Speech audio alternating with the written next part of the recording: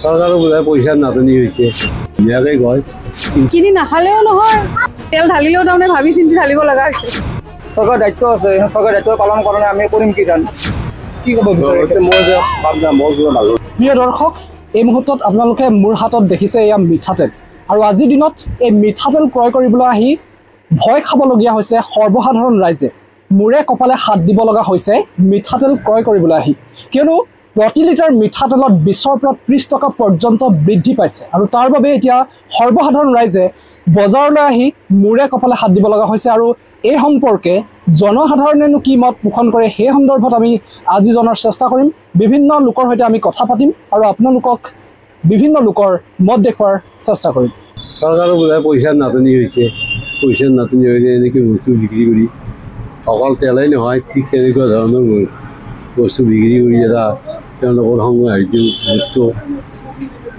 পইচাটো অলপ বেছি কৰি ল'ব লৈ সেইদৰে মেনেজ কৰিব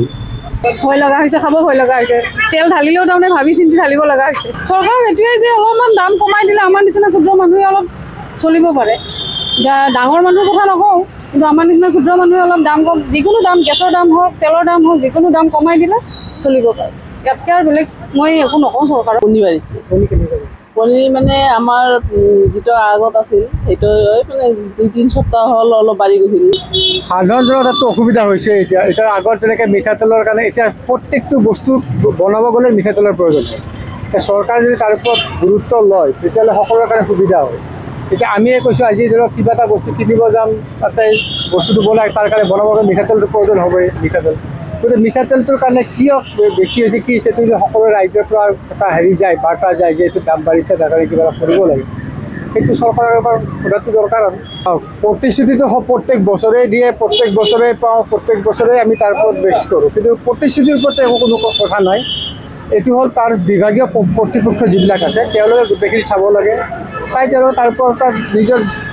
জনাব লাগে ৰাইজে সচেতন হ'ব লাগে এতিয়া এই ক্ষেত্ৰত কাৰণ যেতিয়া তেতিয়া দাম বাঢ়িব যেতিয়া এতিয়া বস্তু হেৰি কৰি দিব আমিতো কৈ আছোঁ তো দাম কমালেতো ভালেই হয় মিঠাতেলৰ অনুপমৰ দাম এতিয়া 90 টকা লয় কিছুমানত 95 এনেকুৱা কিবা এটা লয় 95 90 আগত 85 আছিল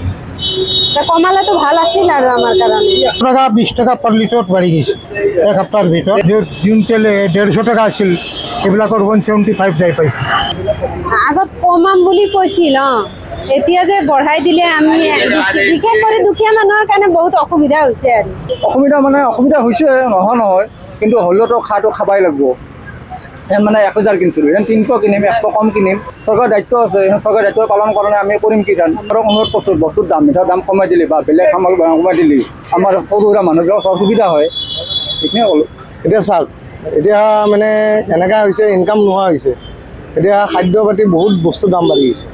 এতিয়া মানুহ চলিবলৈ বহুত টান এতিয়া ইমান বস্তু দাম বাঢ়িছে মানে কি ক'ম আৰু ঘৰত এতিয়া মানে 200 টকা দিলেও নচলে 500 টকা দিলে মানে কিবা কৰি চলে আৰু এতিয়া আগৰ দৰে মানে মানুহ নাই মানে এনেকুৱা নাই যি বজাৰ কৰিব গ'লে মানে 500 টকা এটা লৈ 200 টকা এটা লৈ যাব বেগটো ভৰ্তি কৰি আনিব সেইটো নাই এতিয়া মানে 500 টকা লৈ গ'লে এইখিনি বস্তু পায় মানে মূল্য বৃদ্ধি বহুত বেছি হৈছে কি ক'ম চৰকাৰক কৈ কিনে মানে কি ক'ম আৰু চৰকাৰতো মানে দুখ আছে চৰকাৰৰ প্ৰিয় দৰ্শক ইতিমধ্যে আপোনালোকক কৈছোঁ যে প্ৰতি লিটাৰ মিঠাতেলৰ দাম 20ৰ পৰা 30 টকা পৰ্যন্ত বৃদ্ধি পাইছে আৰু সেই সন্দৰ্ভতে আমি জনসাধাৰণৰ পৰা কিছু প্ৰতিক্ৰিয়া ল'বলৈ চেষ্টা কৰিলোঁ আৰু জনসাধাৰণৰ আপোনালোকৰ প্ৰতিক্ৰিয়া দেখুৱালোঁ সকলোৱে এটা কথাই কৈছে মিঠাতেল বৃদ্ধিৰ বাবে বা অত্যাৱশ্যকীয় যিকোনো সামগ্ৰী বৃদ্ধিৰ ফলত